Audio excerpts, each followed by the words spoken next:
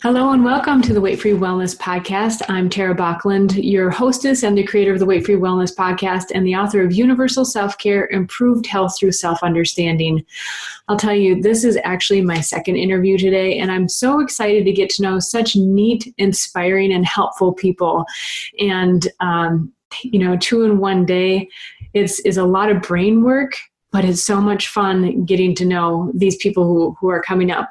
So if you want to be updated, to know who's coming up next as guests, who want to have questions ready for people to have asked on these podcasts, I recommend that you subscribe to the Weight Free Wellness newsletter, and that's at weightfreewellness.com. But also the Facebook group is a great way to know about who is coming up and to be involved. We're also going to be doing some live podcasts in the future. So just stay connected and you'll get to be in on meeting these people as I am. And I'm so excited to welcome Michael and his wife, Holly, today. They recovered their daughter from autism.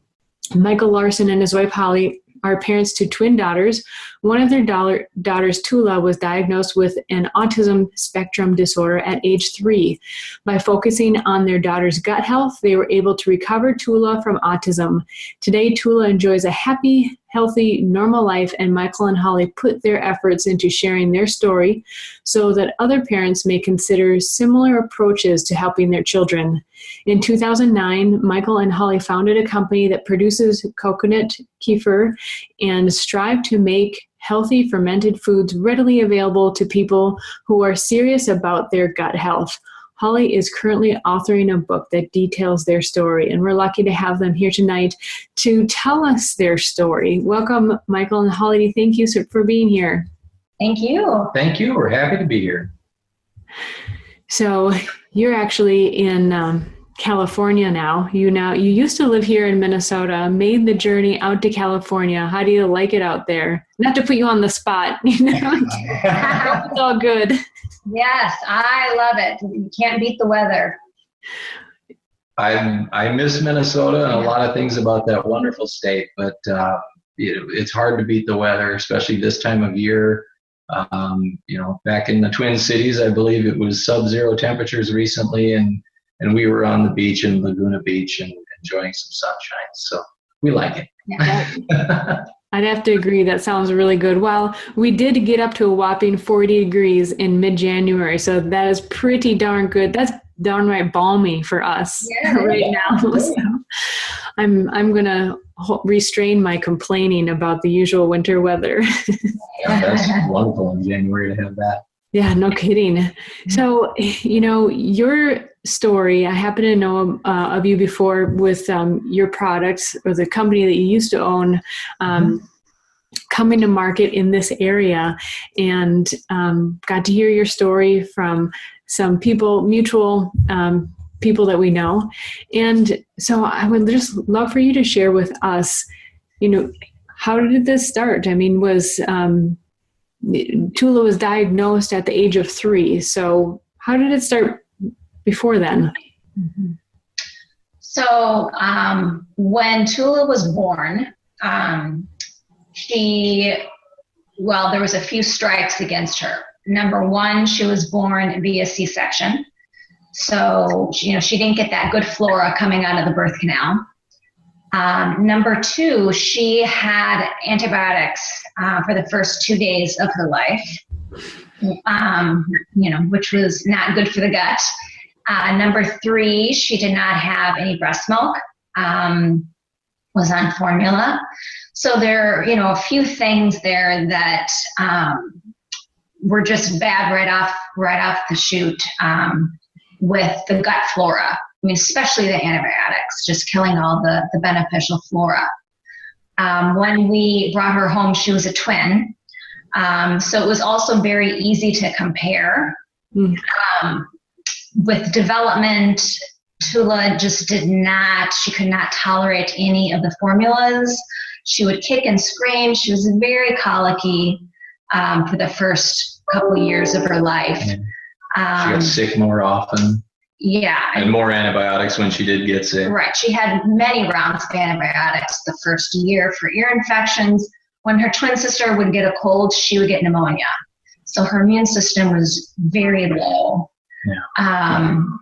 It took us quite a while to figure out, how we can help her. We saw different doctors that tried to get us on the right path, but it didn't work. I ended up sending her poop and pee into a lab. It was through the Great Plains Laboratory. Mm-hmm. And the results came back.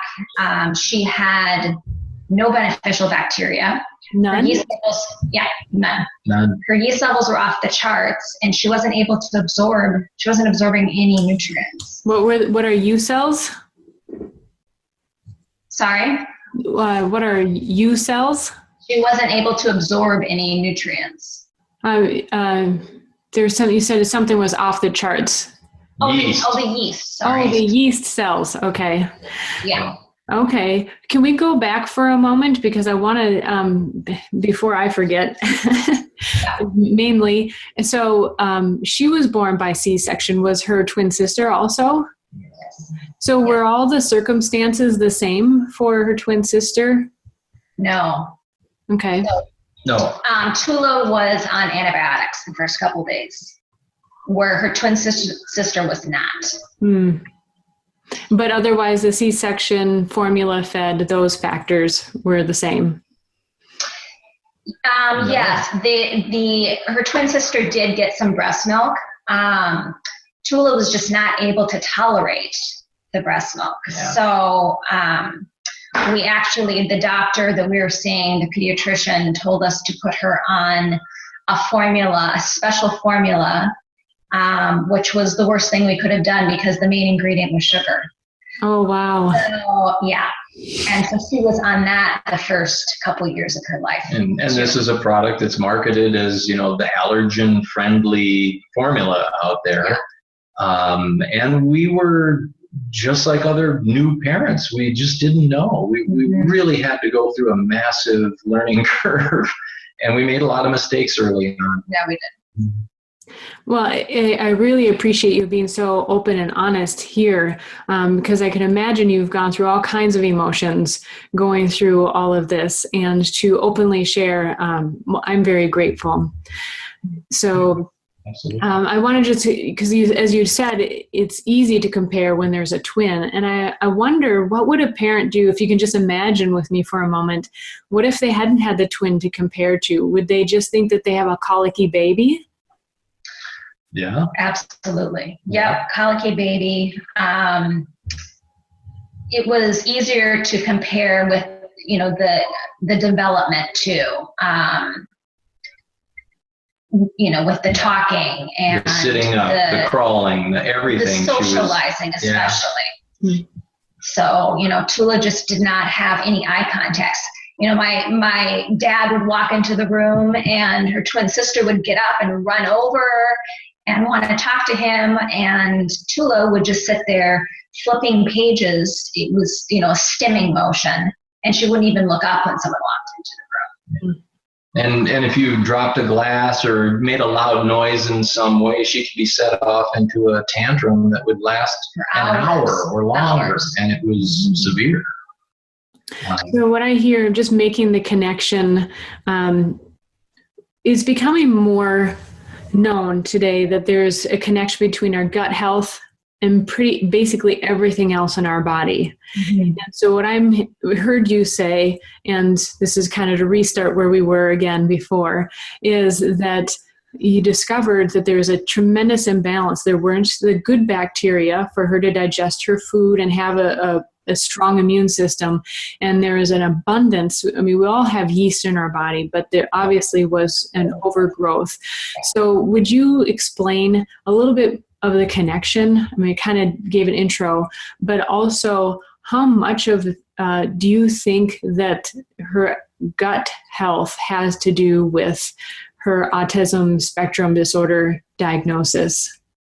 Well, a tremendous amount. I think going back to the mistakes we were making as young parents, we fed our kids what they liked to eat. And what Tula craved was breads and pastas and yogurt. And we thought those were part of a healthy diet. But we realize in hindsight that the breads and pastas and things like that are just high glycemic carbohydrates, and they feed yeast in the gut. And sugars, well, the yogurt we were giving her was organic. It was marketed as the thing for kids. Families are buying it left and right at the grocery store. And eventually one day we got wise to turn it around and see there's 25 grams of sugar per cup in this stuff, which is akin to soda. That's the kind of sugar levels. And so we look back on it now and say that isn't a health food in any way, shape, or form. It's a dessert. And that's what she was being fed. And of course she craved them because her gut was full of yeast that are saying, give me more. Mm-hmm. And so we were making those mistakes and feeding the problem. And then of course, no immune system, sick again, more antibiotics. We weren't doing anything to try to replenish a healthy ecosystem in her little developing gut because we just simply didn't know at that point in time. So at what point did you start making the connection between her digestive health and her diagnosis? Well, first we got the diagnosis, and Holly was the first to really recognize that we had a problem, and she has a background in education, and I can let you tell the story, but you saw the symptoms. Yeah, I mean, I knew that something was very wrong, and I feared that it was autism, and I just became crazy Googling all the time, just trying to figure out what we could do. I was just trying to find some research. I was trying to find somebody that had recovered their child. And at that time, I just couldn't find anything. So we ended up taking her to a DAN doctor. DAN stands for Defeat Autism Now. So they're MDs that really specialize in that. And when I brought in the labs to him, he said, well, we need to put her on all these supplements. And so we had a chart on a refrigerator. There were so many supplements we were giving her because she had nothing in her little body. And then we would go back and have her labs drawn, and nothing had changed. And so the doctor said, we have, right. And so, the doctor said, well, we have to double the supplements. So we doubled them, and still nothing was changing. And we ended up flying her out to New York to see another doctor at the Rhinebeck Health Center. And he was the one that told us, that was teaching us about how we really needed to go on a diet that deprived her of all the foods that were feeding the yeast. Yeah. And replenish. And I told him, I said, well, she's on probiotic capsules. He said, they're freeze dried, and only some of them will actually make it through to the gut. You need something much stronger, like kefir, it's live. And because she can't do dairy, he told us to start cracking coconuts and making the kefir out of coconut water. Yeah, and he specifically suggested either the body ecology diet or something called the GAPS diet. They're quite similar, but when Holly looked at them, it was body ecology that he really wanted us to do. Well, you're right. And ultimately, when we looked at it, body ecology made the most sense to us because it was really laid out nicely for people like us that are going through a learning curve, and it had steps that you could easily follow. And Holly was, she's so open-minded and such a great researcher. She talked about how she just Googles and Googles, but she dives so deep. And I'm kind of the skeptic, and I wanted to see the science and yada, yada, yada. But when I looked at the diet, I thought, well, everything in here is nutritious. I know that. It's mostly vegetables and proteins. And, I just didn't see any harm in trying it. So I committed to, in my mind, I guess, well, let's temporarily do this and see what happens. And we never went back. Right. Well, and to be perfectly honest, when I saw the body ecology diet at first, I thought there's no way. And I had to sit on that for about a month because I just thought, she's so addicted to these foods that it's all she wants. It's the crackers and the sugar and she'll eat nothing. I thought, how this is going to be so hard. But as that month went on, she was just getting worse. Her behaviors were worse. And I thought, you know what? I never want to look back and say that we didn't try everything that we could. That's great advice. I'm wondering, because how old was she at this point? You had maybe a 4-year-old or something? Four. So the typical 4-year-old can be very challenging. Yeah. So can you give some tips and tricks on how you started doing this? So, we took away the gluten and dairy first, and that helped some. It did help some, yeah. But it wasn't until we took away all the sugars and the high glycemic carbs. Because you can easily find gluten and dairy-free foods now in the stores, but it's gluten-free muffins and brownies, cookies, and they're made with rice flours but tapioca starch and potato starch, and they're all processed in the body as glucose. Of course, now this is all the hindsight speaking. And they're sugars. They're just yeast food. So when it came to that piece, that was harder. And the only advice I have is that we really stuck to it. We never gave in. We knew she wasn't going to starve. So there was a couple days she didn't eat. Yeah. She didn't eat much. But, we just really stuck to it. There were times where I use stevia, and sometimes I'd sprinkle it on her broccoli just to make it a little bit sweeter.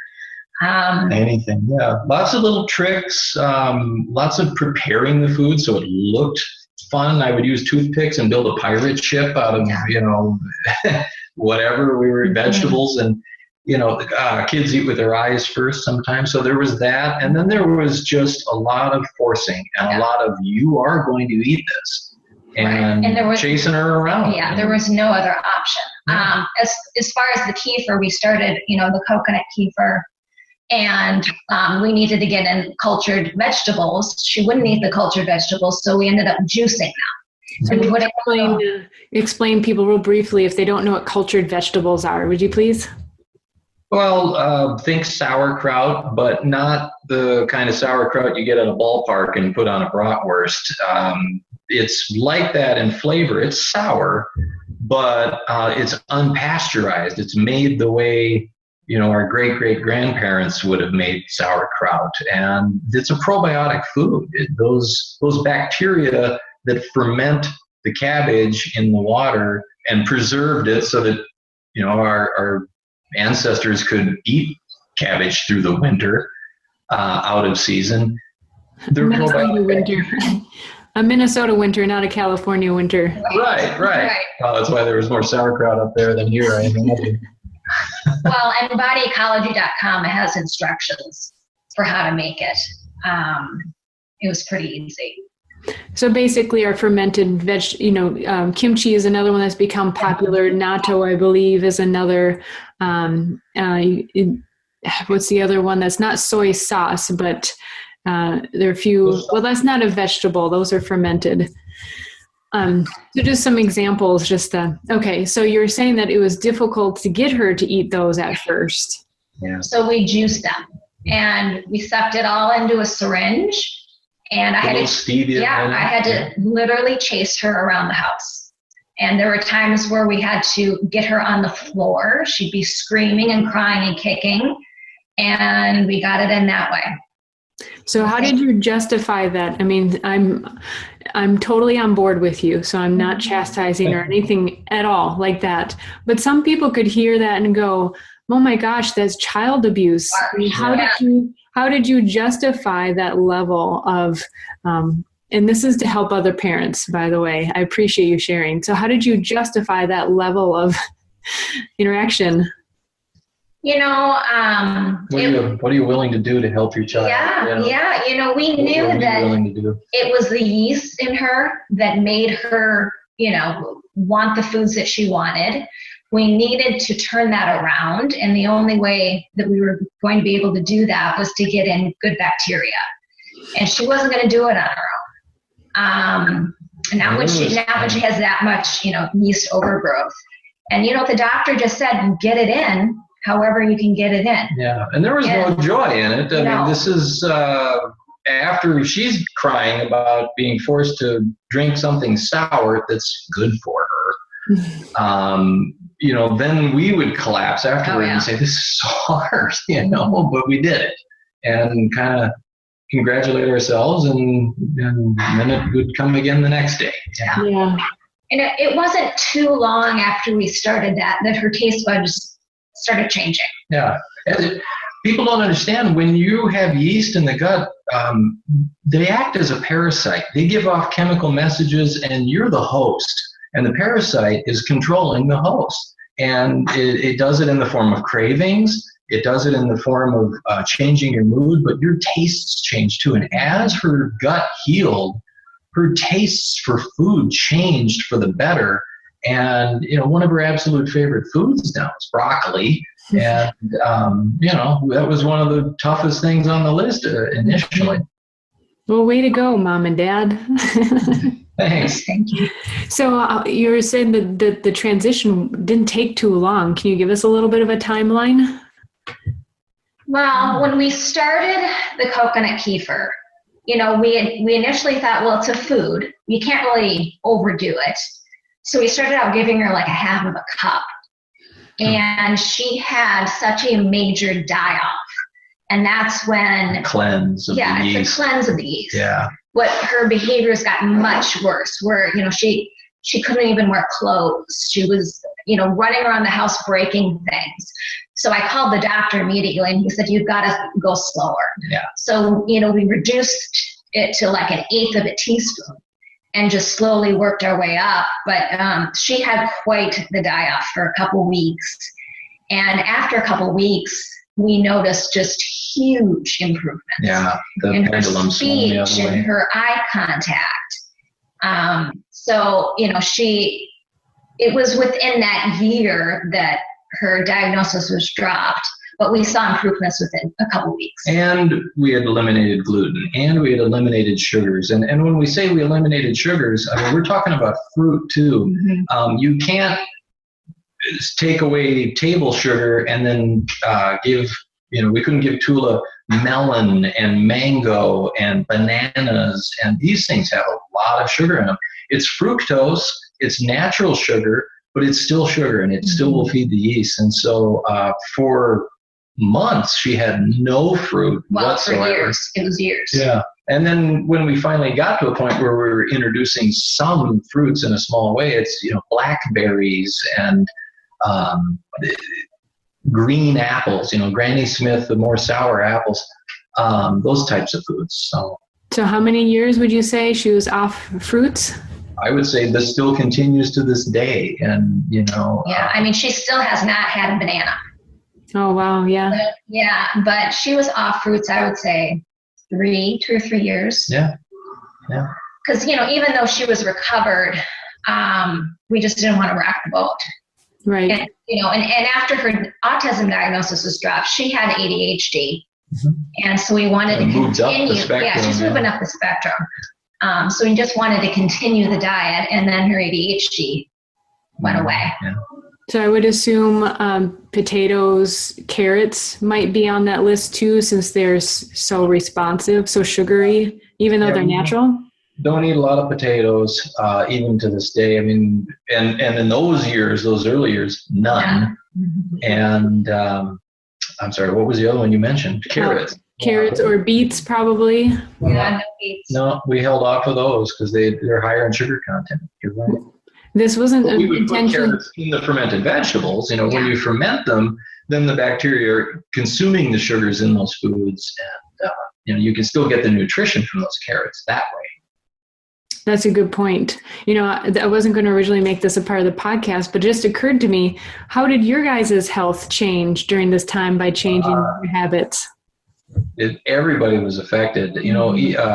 Tula's sister had some issues with eczema and a skin condition that would flare up, especially when she had to go on an antibiotic, because she too had them. I mean, no kid really escapes that. Well, she also had chronic yeast infections. She did. And, when we didn't know better, the doctor would just give us cream. So it was more cream and more cream. Yeah, and we never stopped to think, what's going on? That all improved. I lost 40 pounds. For me, it was a lot of psychological and mood. I was very anxious, very stressed out, thought it was about work. If I'm honest, I was depressed and overweight. And now I'm within a healthy weight for my frame. My outlook on life is completely different. And this incredible brain fog that I had that I didn't really know was there until it was lifted. Because I was successful at work. I got an education, was able to function in school, but I really was living under a fog. And the diet helped me. I'm so much more efficient with my work and can just do more and think faster and with a smile on my face. And Holly. Well, acid reflux. I had that for years. I was on Prilosec for like 10 years. Yeah. Wow. And was able to go off of that. Sugar was the big thing for me. And gluten. We've really come to view sugar as a toxin of sorts, and I know that just gets people going, whoa, wait a minute, but you mentioned, that what we were doing, someone might perceive as child abuse. I've flipped it around now to where I'm seeing if you're having too much sugar or giving your kids sugar, it's like, it's hard to watch people do it. And, when it's massive amounts of sugar, and Americans are eating massive amounts of sugar. It almost seems to me like our bodies are reacting to the environment in a number of ways, to GMO, to these refined foods, that if we don't change it in our mind, like it hasn't clicked for everybody yet. Even though Sesame Street said it, right? You are what you eat. But it's like our bodies are finally saying, hello, make this connection. And there's no ignoring that. There's that. I think too, it's a cultural thing. We've moved away from preparing our own foods in large part. We've got 2 generations. I think Generation X was the first, and then those that followed really don't know their way around a kitchen. And so if we don't know how to prepare our own foods, we're really not in connection with those foods, and we're not thinking about what is this stuff. And we put that in the hands of other people. And yet you're absolutely right. We're handing over our health to others, and these other people have businesses, and their first motivation is profits, and they're not thinking like what's best for the health of my customer. Not yet. Some places are getting that way, and there's a lot of really good changes we're seeing out there, but we are what we eat. For sure. I've a couple more questions here. So give us maybe a little broader timeline of what you saw. So at age 3 she was diagnosed.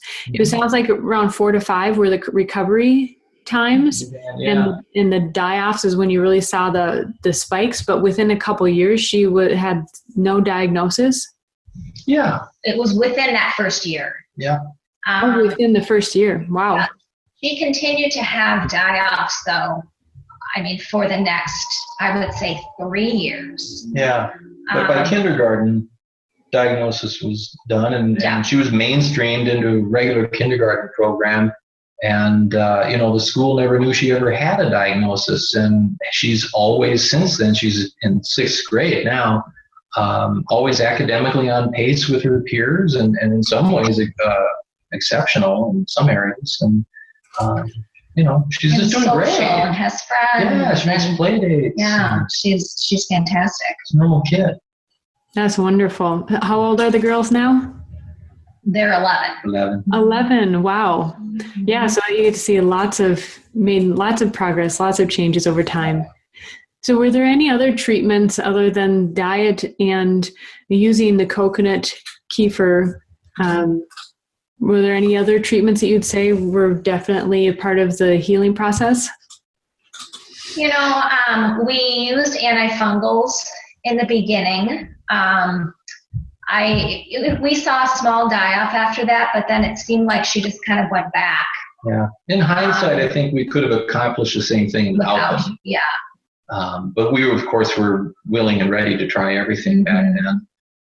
She also did, ABA therapy is common for kids on the spectrum, and some speech therapy. The speech therapy was not helpful at all. And the ABA therapy was not doing much until we started to change the diet. And when we started to change the diet, suddenly she became the star pupil at that ABA clinic, and they were raving about her. And well, it was almost like the fogginess in her head had lifted so that she could learn and she could pay attention. And so then the ABA was almost like a catch-up with skills. Yeah. So what does ABA stand for? Advanced Behavioral Behavioral. Sorry. Yeah. So it's very intense. She was there 20 hours a week, and it's 5 days a week. Yeah, 5 days a week. A one-on-one counselor works with her on social skills, on when someone says this to you, you want to respond with this, and just really basic stuff. But because when she had autism, she had echolalia. So if I said, do you want some milk? She'd say, do you want some milk back? She couldn't say yes or no. Yeah. She wasn't even able to, if someone said, what's your name? She'd either say, what's your name back, or she would say Thea, who was her twin sister, because that's what she had just heard. So, they were trying to teach her those kinds of things, social. And the short answer is we really do attribute the crux of her recovery to diet. And, since then, I followed a lot of the research and the studies that are coming out, in the past 6-7 years. And there are researchers they're not proving anything here as a fact yet, but there's a lot of strong evidence coming out of studies that there is a link between the gut and the bacteria that live in the gut, and brain chemistry and behavior and mood, and whether or not we feel anxious. And of course, all kids on the spectrum have anxiety issues.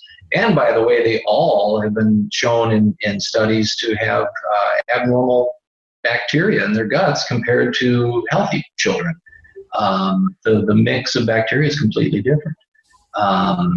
And then, of course, the immune system, the gut and that microbiome have been proven out in studies to be critical and really the front line of our immune system. And so as we look back at the things we did, all of these studies seem to just affirm what we did for us.